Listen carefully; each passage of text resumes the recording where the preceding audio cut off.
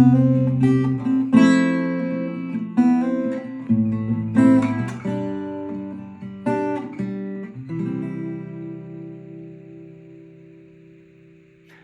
I'm Marlo from Wild Food UK, out foraging again. It's the 1st of March today and I'm in Herefordshire, and we found these amazing looking mushrooms to show you down here. Now, I did do a video on these mushrooms about 10 years ago, guys. That's how long the channel's been going. But since then, our camera and sound equipment and just our video editing has improved, or at least I hope you guys think that it's improved. So I thought it was about time I did a remake of my Scarlet or Ruby Elfcup video. Now, these are a mushroom that I cannot ID to species in the field. They are, oh, got a little puff of smoke there.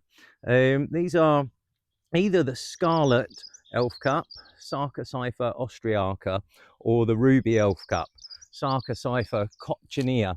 You can see they're a striking red colour on the inside of the cup, and the cup has a stem like the flute of a fine wine glass. That's your Scarlet or Ruby Elfcup. Now, these will come up sometimes even in late December. They love the colder months of the year, and we're in March now, so this is kind of peak season for them. I have found them all the way through to the end of April though.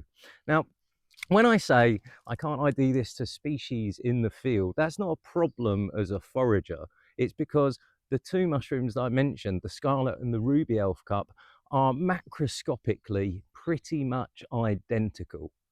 The Scarlet Elfcup can grow on numerous different hardwoods when they're mossy and old and decayed, like this down here.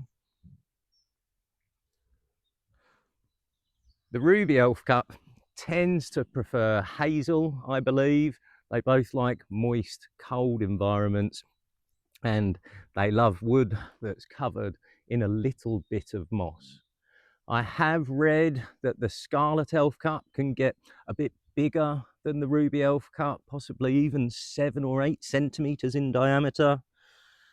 These ones here are not even quite 5. These are quite big, but they're not even quite 5 centimeters in diameter.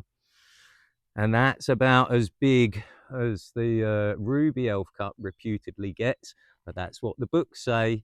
The mushrooms do not read those books though, and to find a Ruby Elfcup of 7 centimeters, I'm sure, would not be a big surprise to any mycologist. Now, these are a mild tasting mushroom. They're a nice mushroomy flavor with a nice texture. So they do need cooked if you're going to eat them, but they're quite mild in flavor, like I say. So they're kind of almost best as a garnish, cooked and put on top of your food. We've got a few recipes for these in our new Wild Food UK Foragers Cookbook, and they are stunning looking recipes, because what you've got here is a stunning looking mushroom. They are what's known as an ascomycetes mushroom, or an asco. So mushrooms with a cap and gills underneath, they drop spores downwards, and they're known as basidiomycetes, whereas these ascos, lots of the cup-shaped fungus and things like your helvellas and morchellas, the morels, they're all ascomycetes mushrooms. They actually pump the spores out from this cup that you see here. Now, Eric and I spent about 45 minutes getting this tiny little slow motion shot that you're watching right now of those spores being pumped out of that beautiful Elfcup mushroom. These are one of the few mushrooms that you get around March. If there is a really dry month for edible mushrooms in the year, I think personally March is it. In January and February, we've got the leftovers from winter, and you're still getting velvet shanks and oysters and goblets. I found some goblets last week.